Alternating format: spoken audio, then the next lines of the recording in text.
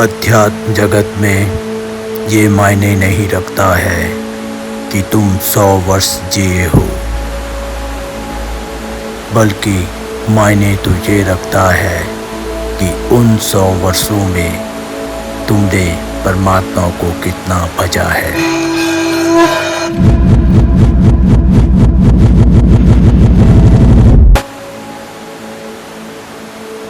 भजो तो ऐसा भजो कि आत्मा और परमात्मा में कोई भेद न रह जाए,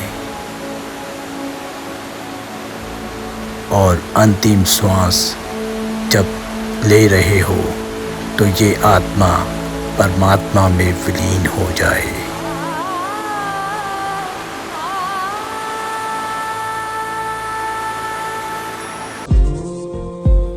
गूंजी में मेरी रात्रि बड़ी आनंददायिनी रही, और जो प्रश्न मेरे दिमाग में चल रहा था उसका खुलासा हमारे टूर गाइड ने सुबह माँ अन्नपूर्णा पर्वत दिखा के किया।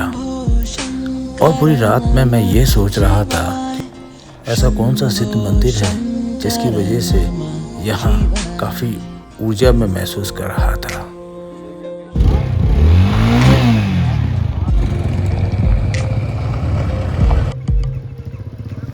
गूंजी से तकरीबन 7 बजे के करीब हम लोगों ने आधे कैलाश के लिए प्रस्थान किया। चले मामा, थोड़ा लो प्रेशर है।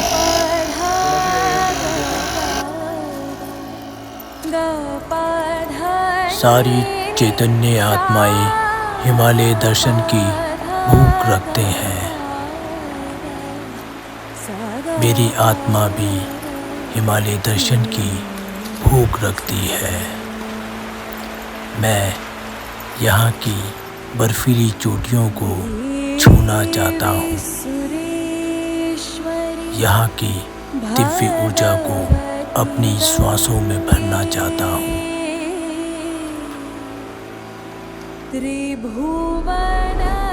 यहाँ के दिव्य आनंद को मैं अपने अंदर समा लेना चाहता हूँ।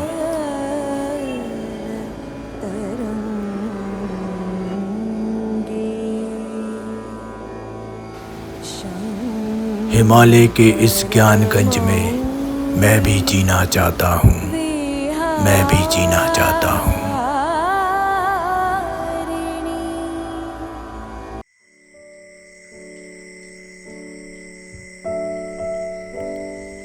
अगर आपको मैं कुटी गांव का इतिहास बताऊं, तो कुटी नाम जो पड़ा इस गांव का वो माता कुंती के नाम से पड़ा, जो पांडवों की माँ थी।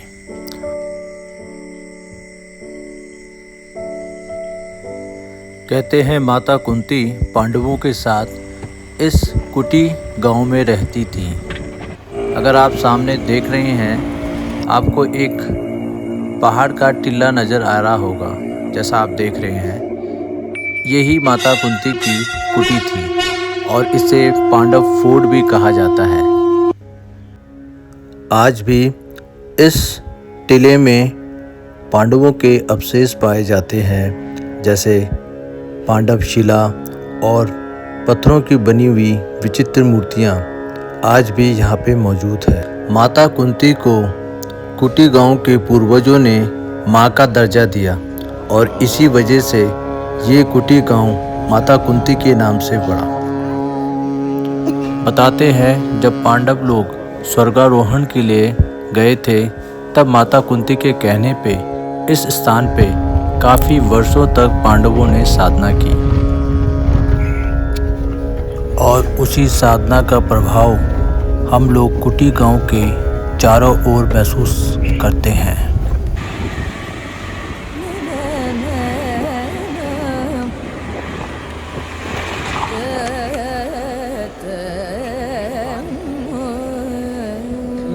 शिव सत्य से ही मिलते हैं, क्योंकि स्वयं सत्य ही शिव है।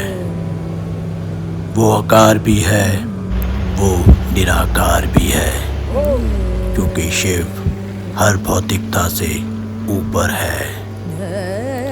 हम उनकी पूजा करें या ना करें, फिर भी हम उनके ही रहेंगे।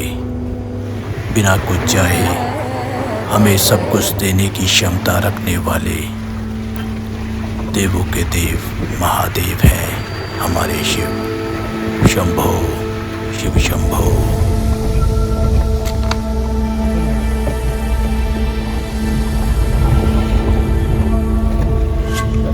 जैसे जैसे हम ऊपर की ओर बढ़ते चले जा रहे हैं, वैसे वैसे हमारी गाड़ी की दिक्कतें भी बढ़ती चली जा रही हैं। उदाहरण के तौर पे ये सामने जो बर्फ़ के टीले देख रहे हैं, जब इसमें सूर्य का ताप बढ़ता है तो इसका पानी पिघल के पूरी रोड में आ जाता है और रोड में पूरी तरह से कीचड़ और बड़े बड़े गड्ढे बन जाते हैं। ऑक्सीजन लेवल कम होने की वजह से गाड़ी फर्स्ट गियर से सेकंड गियर में नहीं चल पा रही थी।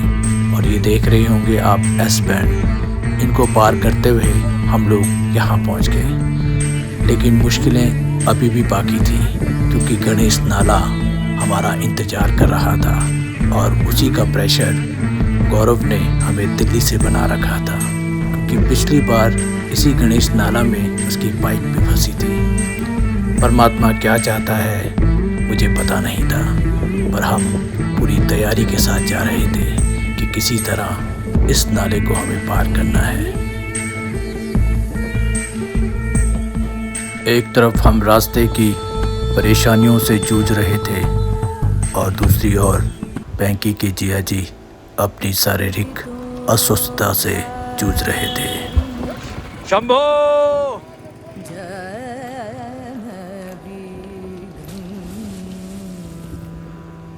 नंदी शाश्वत प्रतीक्षा का प्रतीक है, क्योंकि भारतीय संस्कृति में प्रतीक्षा को सबसे बड़ा गुण माना गया है।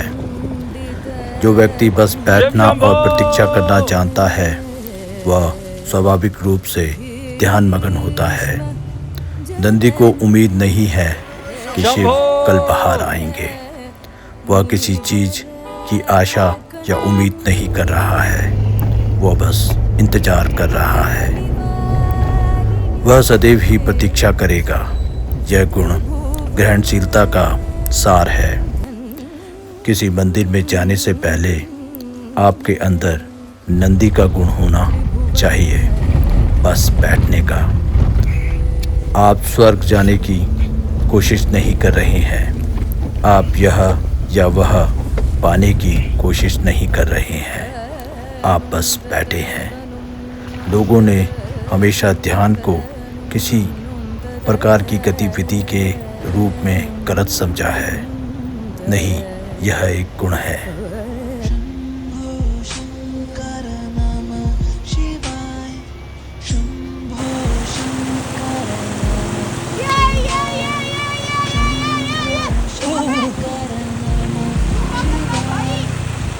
सबके साथ होता इंसान नहीं है क्या? आओ क्या? सामने आप देख रहे हैं तो ये ब्रह्म पर्वत है, जिसका ग्लेशियर का पानी पिघल के ये नाले का रूप ले लेता है। इसे आज के टाइम में गणेश नाला कहा जाता है, लेकिन प्राचीन वक्त में इस जगह को निखुर्च नाला मंडी कहा जाता था। ये मंडी का व्यापार 3 देशों के बीच में होता था, भारत, तिब्बत और नेपाल। लेकिन 1962 चीन और भारत के युद्ध के बाद ये मंडी लुप्त हो गई। पौराणिक कथाओं के अनुसार ब्रह्म पर्वत के पास शिव के गण रहा करते थे और इसी वजह से आने वाले वक्त में ये निखुर्च नाला को गणेश नाला का नाम दे दिया गया है।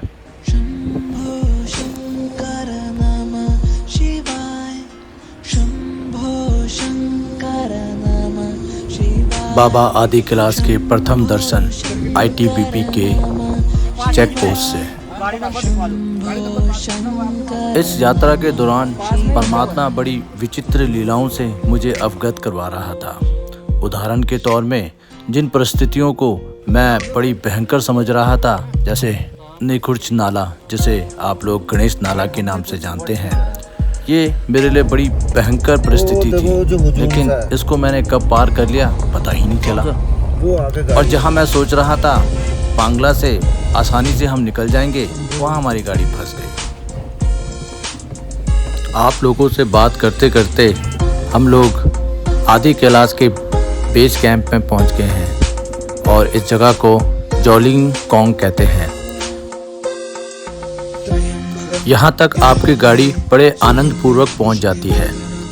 अब जो लोग यहाँ से पैदल नहीं चल सकते, जिनको हाई एल्टीट्यूड सिकनेस है, वो बाबा के दर्शन यहीं से बैठ के भी आराम से कर सकते हैं।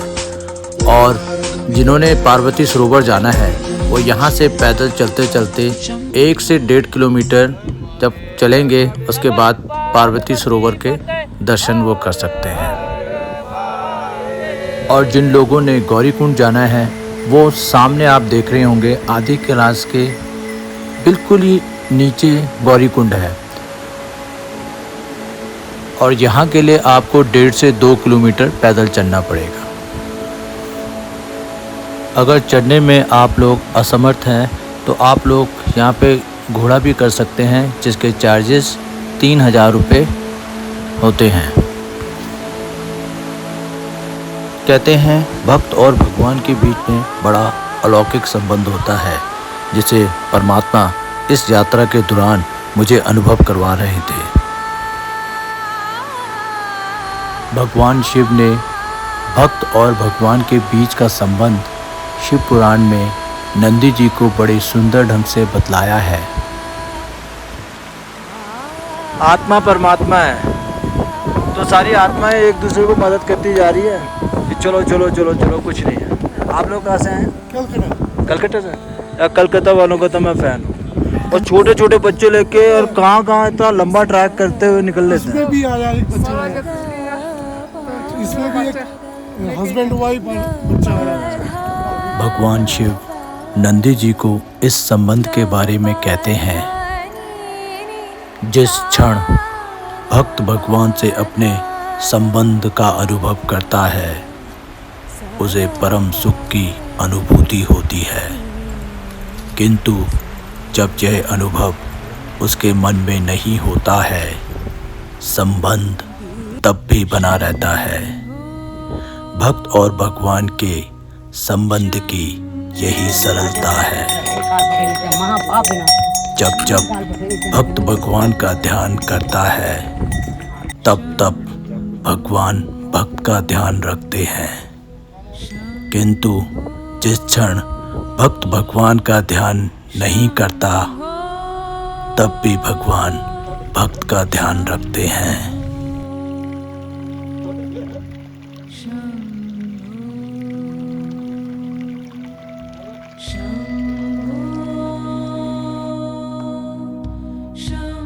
अभी हम जिस जगह पहुंच रखे हैं इसका नाम है पार्वती कुंड।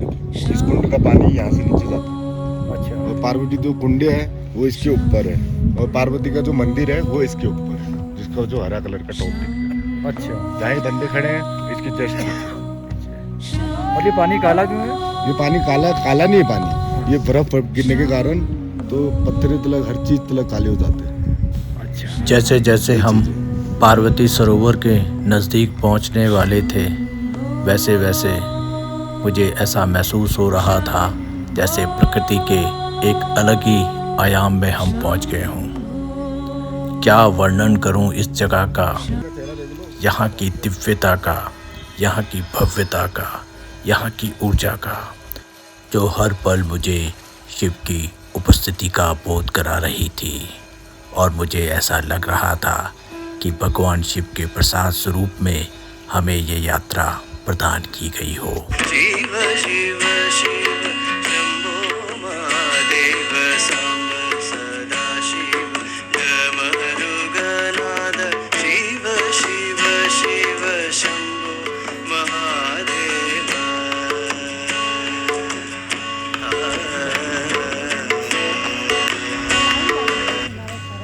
सच कहूँ मंदिर के अंदर प्रवेश करके मुझे ऊर्जा का प्रभाव इतना प्रबल लगा कि मैं कुछ पलों के लिए आंख बंद करके बैठ गया।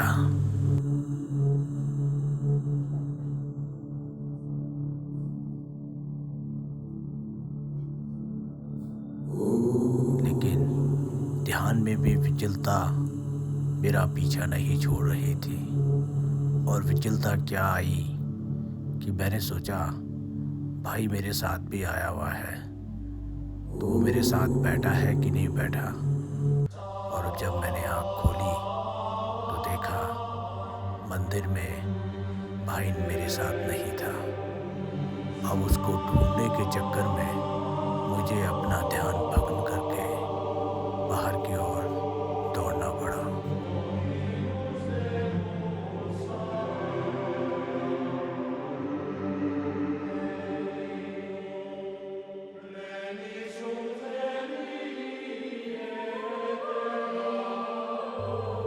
मंदिर के चारों ओर देखने के बाद मेरी नज़र मेरे भाई पे पड़ी, जो पार्वती सरोवर के किनारे बैठे गहरे ध्यान में आनंदमय ढंग से बैठा हुआ था। और सच कहूँ, भाई को भी मैंने काफ़ी देर तक उठाने की चेष्टा नहीं करी।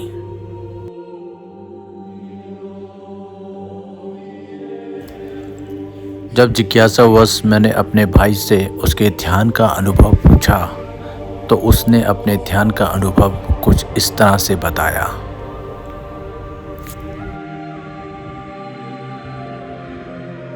सत्य तो यही है कि सब यात्राएं झूठी हैं, अंतर यात्रा भी। सत्य तो यही है, तुम जो हो वह पर्याप्त है, वह पूर्णता है।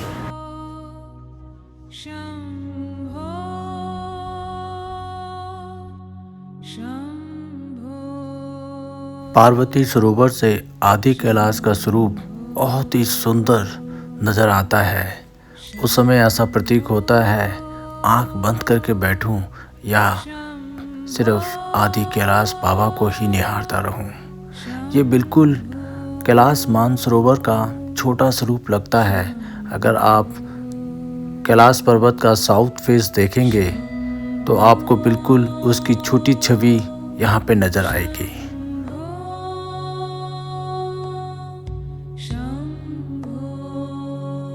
और ये सामने आपके भीम की खेती, अद्भुत है ये खेती, जिसके बारे में जितना भी विवरण किया जाए कम है।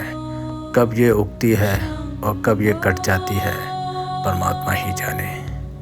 और ये सामने गौरी कुंड की तरफ हम बढ़ते चले जा रहे हैं।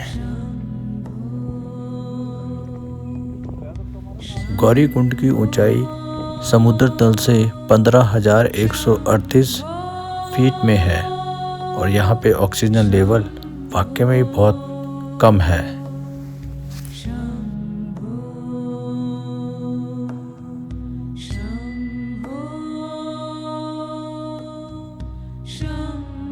आज के आधुनिक विज्ञान ने साबित किया है कि सृष्टि में सब कुछ शून्यता से आता है और वापस शून्य में ही चला जाता है। इस अस्तित्व का आधार और संपूर्ण ब्रह्मांड का मौलिक गुण ही एक विराट शून्यता है। उसमें मौजूद आकाश गंगाएं केवल छोटी मोटी गतिविधियां हैं जो किसी फुहार की तरह है। उसके अलावा सब एक खाली बना है जिससे शिव के नाम से जाना जाता है। शिव ही वो गर्भ है जिसमें से सब कुछ जन्म लेता है और वह ही वो गुमनामी है जिसमें सब कुछ फिर से समा जाता है। सब कुछ शिव से आता है और फिर से शिव में चला जाता है। शंभो शिव शंभो शिव शंभो।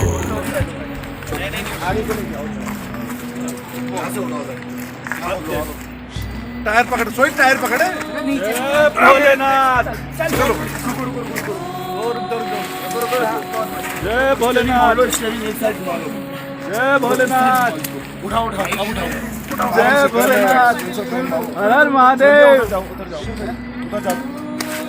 और जीजा की तरफ से तबीयत खराब थी पर जीजा ने भी चढ़वाई है, उंगली लगाई है, बट जीजा ने। इस यात्रा के दौरान मेरी हर कठिनाई में मुझे शिव पुराण में भगवान शिव और नंदी जी का संवाद अनुभव हो रहा था।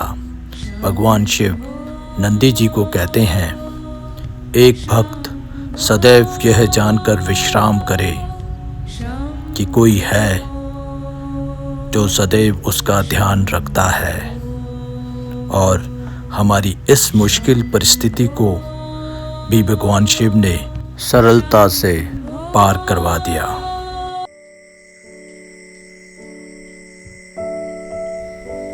सौ साल की जिंदगी इम्पोर्टेंट नहीं है,